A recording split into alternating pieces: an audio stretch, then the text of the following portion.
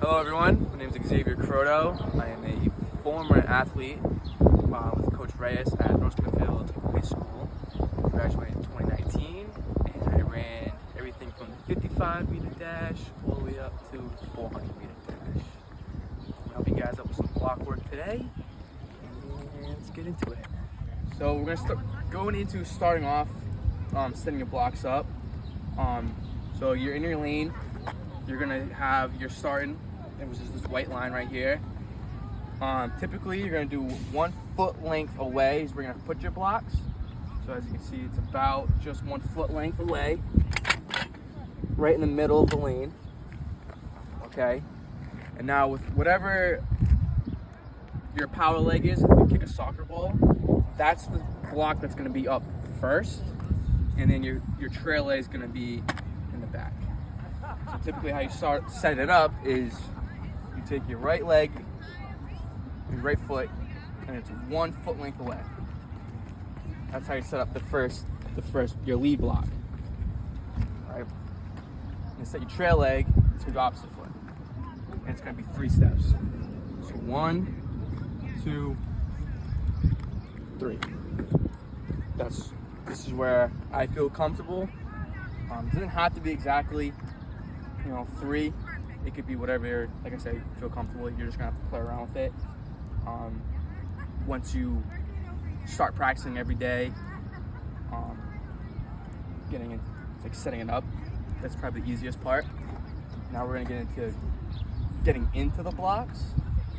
So you always step into your back into your blocks. You never just go right into your block.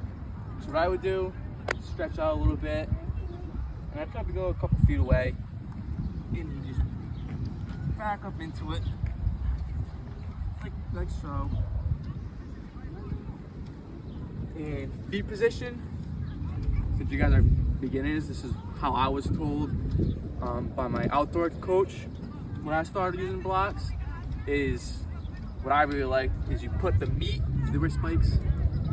Okay, so you're gonna put the meat of your spikes right in the middle, more up top of the blocks. It's gonna look like this a little bit.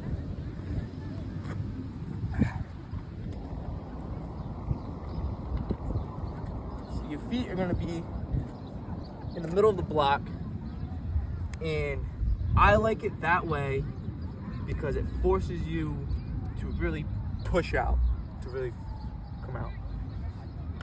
And once you guys get a little more advanced, put your feet a little further down, but I'm not gonna get into that today. All right, so now we're gonna get into getting into blocks and how to set your stance up. So like before, you back up into your blocks. And as you guys may know, or girls, you cannot cross this white line, but you want your fingers to be as close as you possibly can to this white line. And how you set them up is you do like an L shape, I guess. You keep your fingers like together like this. All right. So then you're gonna be relaxed, and then they're gonna say ready, and then they're gonna say set.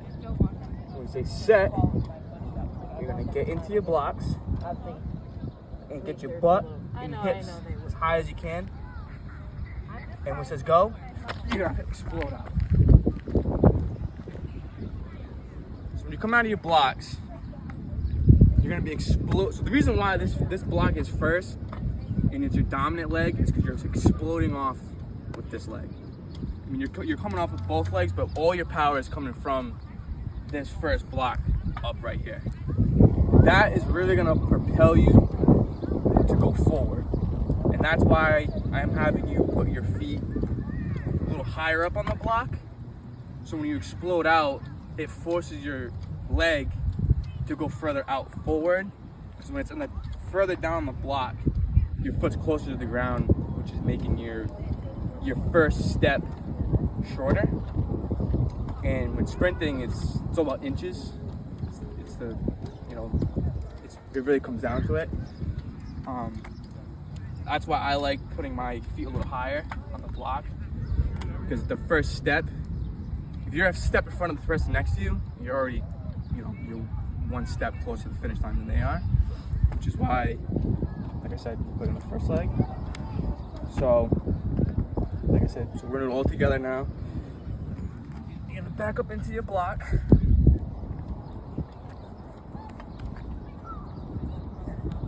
I really look at how I explode off my front leg.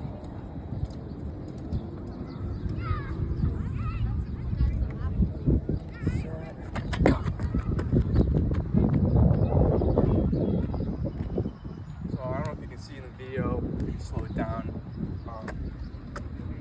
edit it, but I think it felt like, your front legs is forward. It always should be block outside of the white line.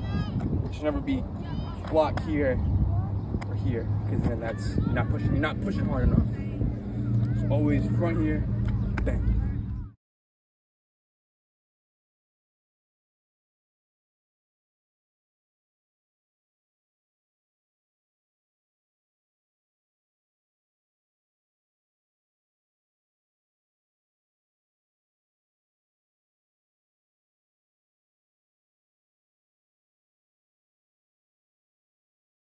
Into coming out of the blocks, what it should look like once the gun has shot off. Into the blocks.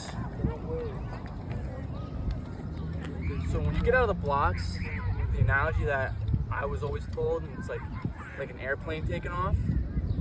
So you're starting off like this. So you're starting off low, and then probably within a couple feet you start to rise up. So it'll be here.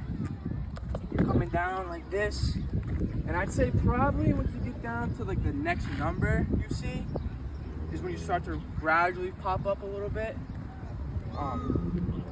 With the 100-meter, you're gonna tend to pop up a little higher, quicker, just because the race is shorter.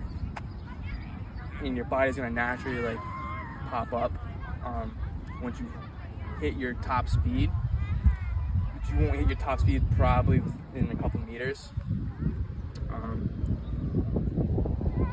which is popping up too soon is probably the hardest part when it comes to the running part for the 100, just because you're not gonna have that momentum anymore.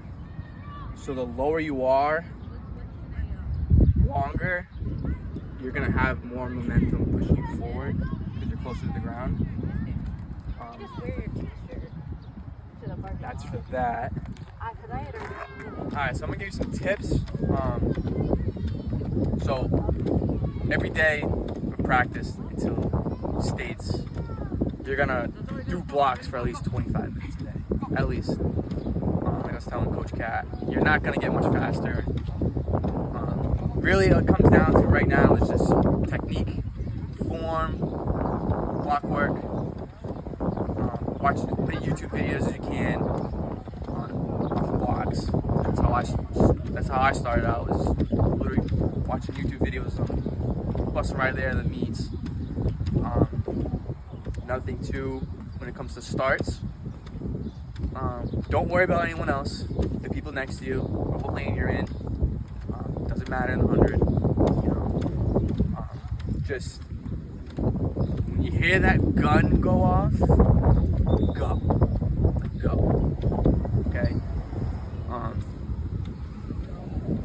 Don't even think about it. Don't even think. The gun goes off, just run. Just run. Form.